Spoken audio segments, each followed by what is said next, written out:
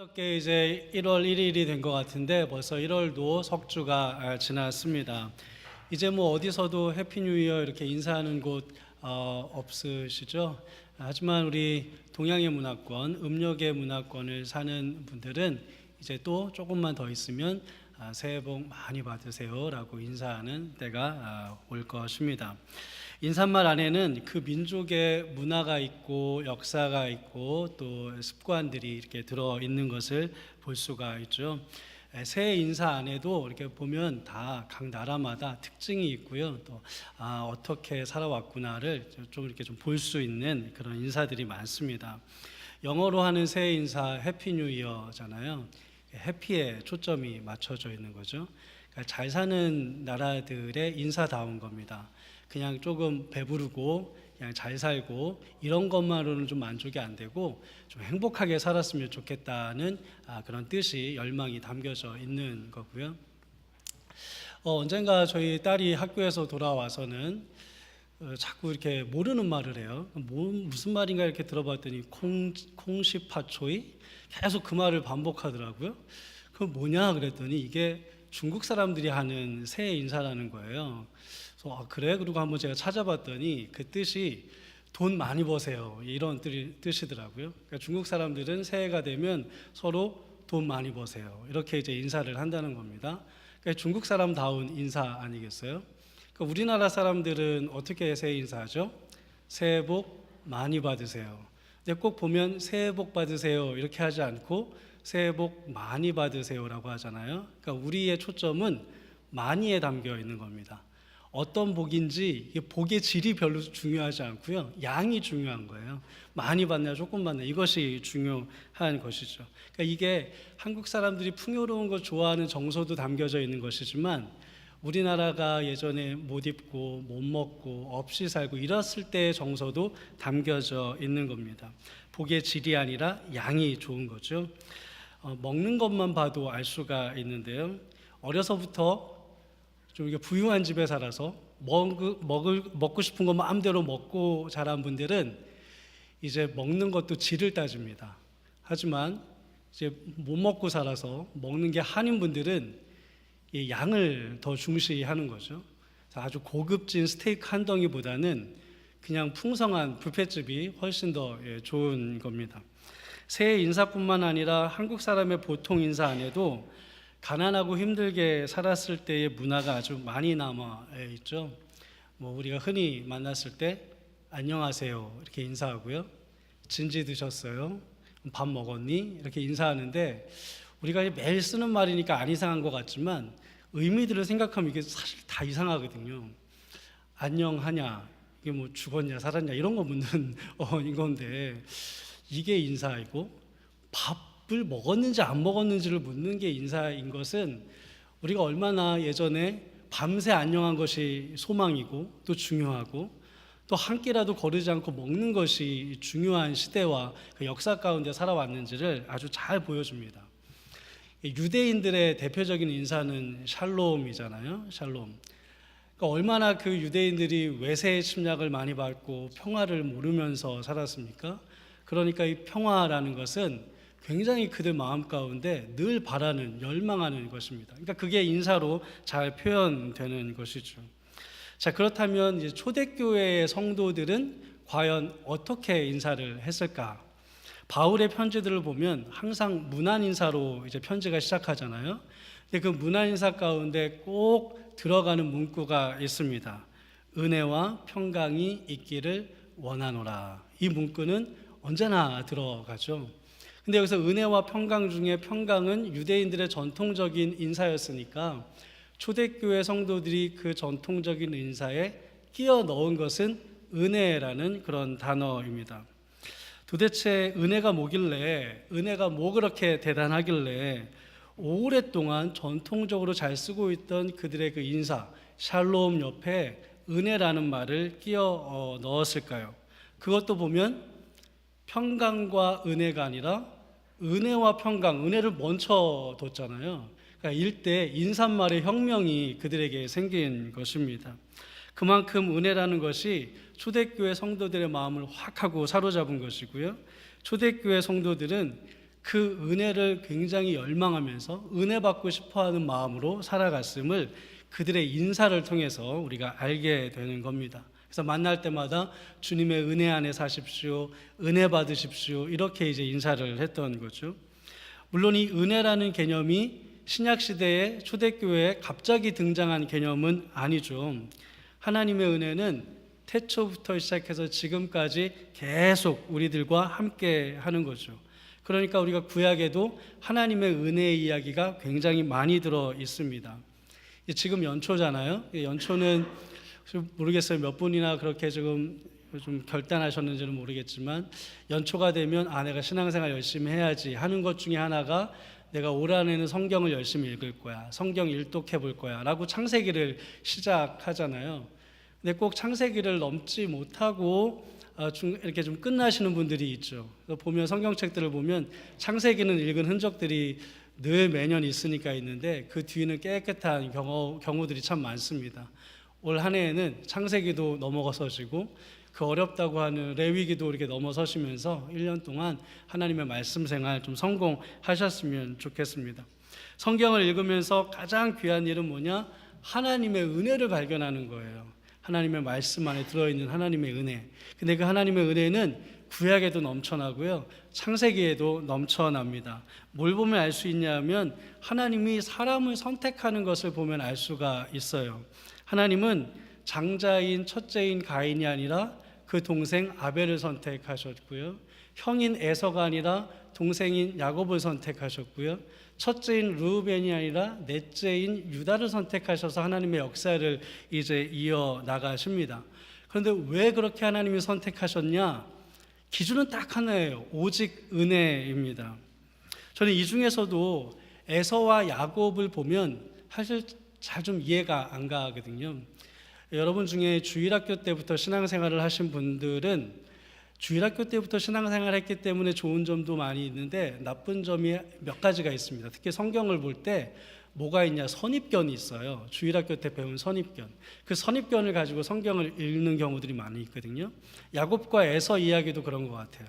어떤 선입견, 우리는 어렸을 때 야곱은 좋은 사람, 에서는 좀 나쁜 사람, 이런 선입견을 가지고 성경을 읽으면 그냥 언제나 야곱이 좋은 사람처럼 보이지만 그런 선입견을 싹 거치고 객관적인 시각으로 이제 성경을 보다 보면 에서와 야곱이 조금 다르게 보여요.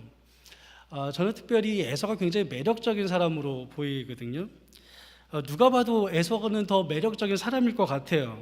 에서는 뭐 능력도 뛰어났고요, 성격도 보면 굉장히 털털했고요, 호탕했고요, 인품도 상당히 그 정도면 괜찮은 인품을 가지고 있고요, 작은 일에 막 연연하면서 조바심 내는 사람이 아니에요. 마음이 좀 넓은 사람이고 호탕한 사람이고요, 대인배라고 할 수 있어요. 요즘 시대에 태어나도 남녀 불문하고 다 좋아할 사람, 인기가 있을 사람, 능력 인정받을 사람인 것 같아요. 반면에 야곱을 좀 보면 야곱은 외모도 조금 이렇게 왜소하고요, 겁도 많고요, 능력도 별로 없고요, 또 외향적이지도 못하고 사교적이지도 못하고 사람들 틈에서 막 이렇게 분위기를 만들어가는 것도 못하고요, 굉장히 내성적이고요, 또 소심하고요, 뭐 그렇습니다. 그러니까 요즘 태어나도 그렇게 매력 있는 사람이라고 할 수 없는데 그 당시의 기준으로 보면 야곱은 더 매력 없는 사람이죠. 그냥 세속적인 말로 루저라고 표현해도 이상하지 않을 사람이 바로 야곱입니다. 그러니까 혼자 힘으로 살아갈 힘이 안 되니까 다른 사람 사기치는 것도 할 자신이 없으니까 가족한테 사기치잖아요. 그렇게 해야 한 인생을 살아갈 것 같은 그렇게 연약한 인생이 바로 야곱이라는 사람이고요. 그 일 때문에 고향 등져야 됐고 야반도주 해야 됐고 아주 오랫동안 부모, 형제, 자매 만나지 못하고 그냥 그렇게 외롭고 쓸쓸하게 살아갈 수밖에 없었습니다. 그런데 그렇게 두 사람이 그런데 성경이 조명하는 사람은 에서가 아니라 야곱이라는 거죠. 하나님께서는 매력이 철철 넘치는 에서를 통하여서 하나님의 일을 하신 것이 아니라 부족한 것 투성이인 야곱을 통해서 하나님의 역사들을 이루어 나가셨죠. 이런 이야기가 사실 잘 이해가 되지는 않습니다. 만약에 어떤 회사에서 사람을 뽑는데 이런 기준을 가지고 사람을 뽑았다고 생각을 해보세요. 면접관이 이렇게 사람을 놓고 보고 에서 같은 사람이 있고 야곱 같은 사람이 있는데 당연히 에서 같은 사람이 기준을 넘어서 뽑아야 되는데 그냥 뭐 야곱 같은 사람을 뽑았다고 하면 우리는 그것을 불공평한 일이라고 생각을 할 겁니다. 여러분은 어떻게 생각을 하십니까? 우리가 성경을 읽을 때 자주 하는 실수가 있어요. 특히 사람의 얽힌 이야기를 읽으면서 우리는 누구나 성경을 읽으면서 의식적으로든 무의식적으로든 성경의 인물들 중에 하나에 나를 대입하는 거죠. 그러면서 성경을 읽습니다. 누구나 다 성경을 그렇게 읽어요. 의식해서 읽는 사람도 있지만 우리가 그렇게 의식하지 않아도 성경을 읽다 보면 나도 모르게 나를 누구와 비슷한 사람이라고 놓고 성경을 읽게 됩니다. 그런데 이때 우리가 나의 자리를 잘못 놓고 성경을 읽으면 성경 말씀이 다 잘 우리에게 들어오지 않게 되는 거예요.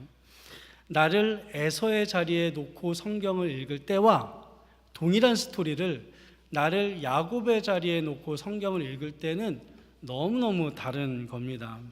그러니까 성경을 읽을 때 자기 자리를 아주 잘 찾아야 되는 거예요. 그러니까 제가 에서와 야곱의 이야기를 읽을 때마다 저는 이렇게는 이제 받아들였어요. 하나님께서 누구를 선택하시든 그거는 하나님의 주권이지, 그건 하나님의 마음이지, 인간이 따져 물을 수 있는 것이 아니지.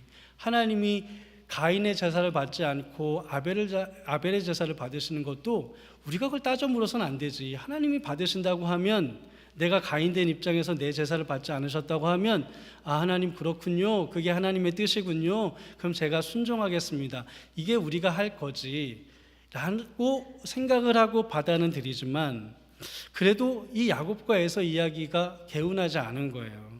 뭔가 시원하게 납득이 안 가는 것이죠. 왜 하나님은 에서가 아닐까 야곱일까? 도대체 하나님의 기준이라는 것은 무엇일까?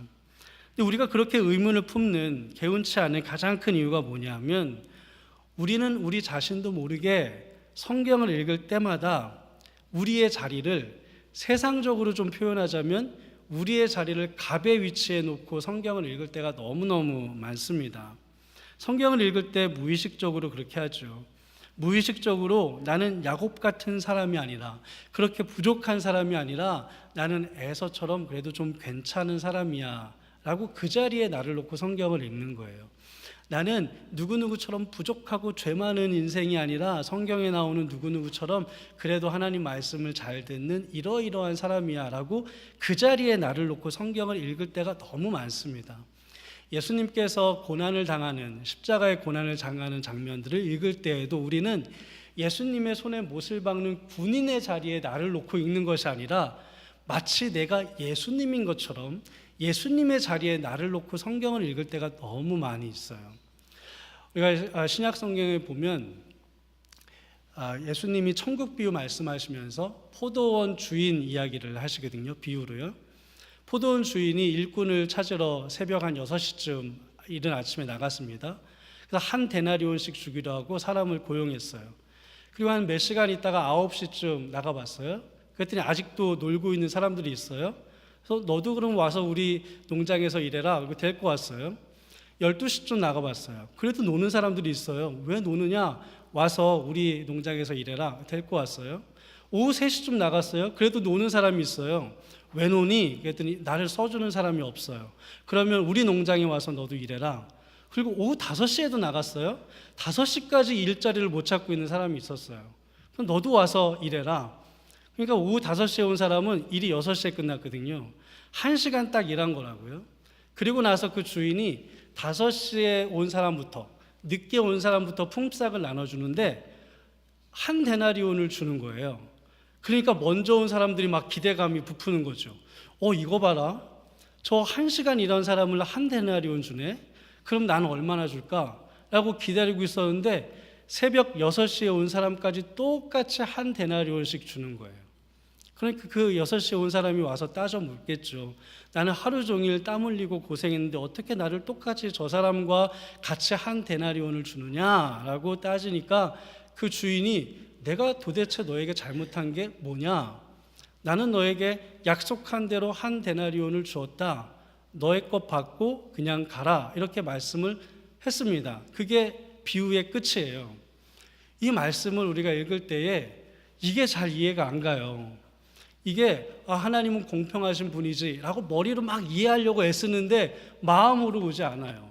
어떻게 이렇게 불공평할 수가 있지?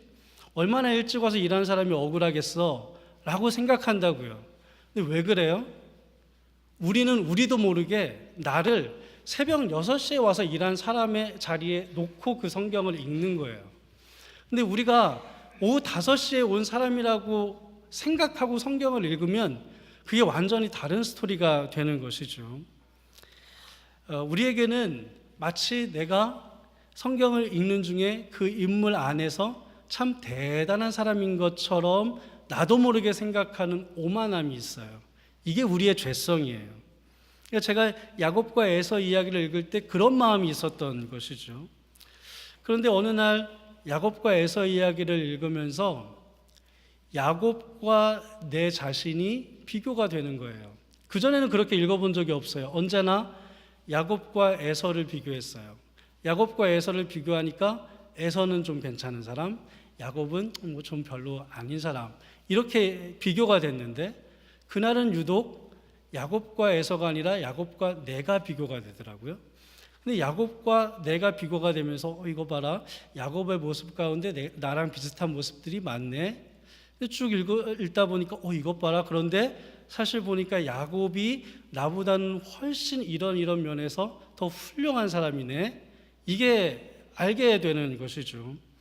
이렇게 내가 야곱보다 못한 사람임을 알게 되는 순간 그동안 내가 가지고 있던 에서와 야곱을 비교하던 판단의 잣대가 부러져 버리는 거예요. 그리고 하나님의 선택이 은혜 안에서 다시 보이는 거죠. 만약 하나님이 은혜의 하나님이 아니라 자격이나 공로나 됨됨이나 어떤 능력을 보시고 야곱이 아니라 에서를 선택하시는 하나님이셨다면, 그렇다면 아예 나는 구원받지도 못하는 사람이었겠구나 라고 생각이 되었습니다. 하나님이 오직 은혜로 야곱을 선택하실 수 있는 분이시기 때문에 그 하나님이 바로 오직 그 은혜로 나도 선택하실 수 있었던 것이구나 라고 알게 되는 것이에요. 하나님께서 어떤 기준을 정해놓고 그 기준에 의해서 야곱이 아닌 에서를 선택하셨다면 바로 그 기준 때문에 나는 구원받지 못하는 사람이 되는 것이구나. 이게 깨달아지니까 이제까지 하나님은 과연 왜 그러셨을까? 라고 하는 물음이 의미가 없어져 버리는 것이죠. 그냥 하나님이 에서가 아니라 야곱을 선택하시는 게 감사한 것이 되는 겁니다. 하나님께서 새벽 6시에 온 사람이나 오후 5시에 온 사람이나 똑같이 한 데나리온을 나눠주시는 게 머리로 이해 안 되는 스토리가 아니라 그렇게 해주신 게 그냥 너무 감사한 이야기가 되는 거예요. 여러분, 우리 중에 하나님 앞에 어떤 공로를 인정받아서 어떤 자격을 얻어서 이 자리에서 예배하는 사람은 아무도 없어요. 우리 모두는 은혜로 부르심을 받은 거죠. 오늘 본문에 보면 바울이 지금 쭉 그 설교를 했습니다. 하나님의 은혜가 무엇인지, 하나님의 은혜가 십자가를 통해서 어떻게 우리에게 이루어졌는지를 쭉 설명을 했어요. 그게 41절까지의 이야기예요. 그렇게 설교를 쭉 하니까 사람들이 은혜 받았나 봐요. 그래서 다음 주에도 와서, 다음 주 안식일에도 와서 우리에게 말씀을 좀 전해 주십시오 라고 했거든요. 그러니까 바울과 바나바가 그 말을 듣고 권면한 말이 오늘 본문의 말씀이에요. 이렇게 말하잖아요. 항상 하나님의 은혜 가운데 있으라. 이 말에는요, 한 가지 사실이 전제되어 있는 것 같아요. 뭐가 전제되어 있냐 하면, 은혜는 이미 오래전부터 너희들과 함께 있었다라는 것이 바울의 말 안에 전제되어 있습니다. 안디옥 사람들은요, 그날 구원의 은혜가 무엇인지를 처음 들은 거예요. 그러니까 복음이 안디옥 사람들에게 바울을 통해서 처음 전해진 것이거든요. 그러니까 바울이 하나님의 은혜를 쭉 설명하면서 야, 너네 은혜가 뭔지 알았지? 그러니까 이 은혜를 받아라 라고 말을 한 것이 아니라 은혜 안에 있어라 이렇게 권면을 했단 말이에요.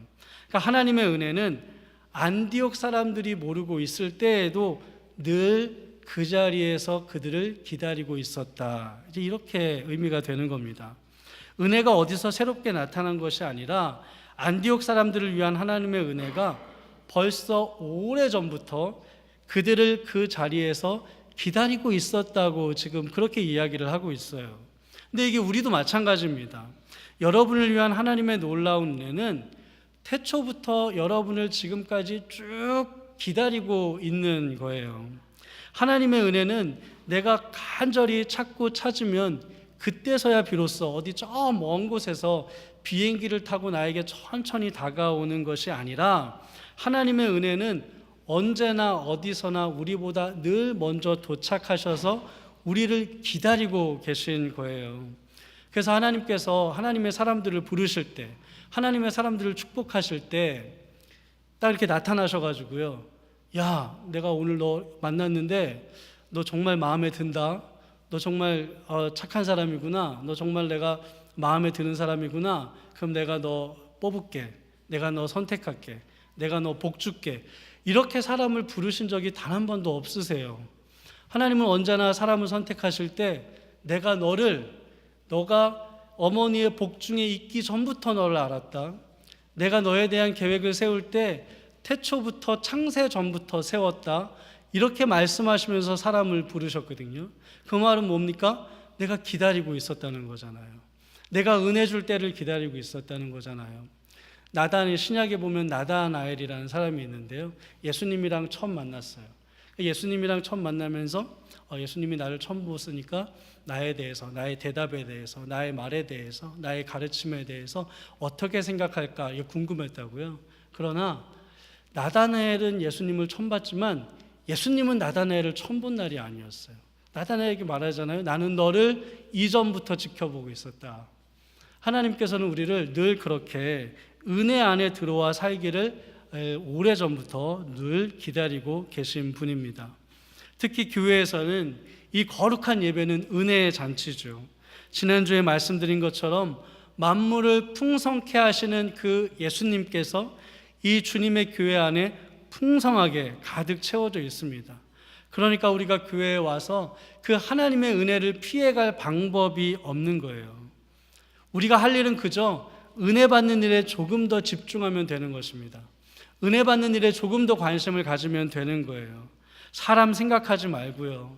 내 마음을 어지럽게 하는 걱정이 있고 근심이 있고 불안함이 있고 염려가 있고 세상의 짐이 있으면 그런 것들은 주님의 전에 왔을 때 십자가 앞에 다 던져 놓고요. 오직 은혜 받는 일만 생각하면 되는 것입니다. 하나님이 오늘 나에게 어떠한 은혜 주실까? 찬양할 때 어떻게 나를 만져주실까? 기도할 때 나에게 어떤 은혜 주실까? 말씀을 통하여서 어떤 은혜 주실까? 그것만 생각하면 우리는 주님의 전에 와서 주님께서 우리에게 주시는 은혜들을 피해갈 방법이 없습니다. 우리 사랑하는 여러분, 주님의 은혜가 매 주일마다 여러분을 기다리고 계시고요. 여러분의 삶 속에서 매 순간마다 기다리고 계십니다. 우리가 할 일은 주님의 은혜 안에서 살아가는 일이에요. 여러분 2019년이 밝아서 이제 몇 주 지나지 않았습니다. 2019년은 은혜의 자리를 더 많이 사모하십시오. 항상 하나님의 은혜 가운데 있으라.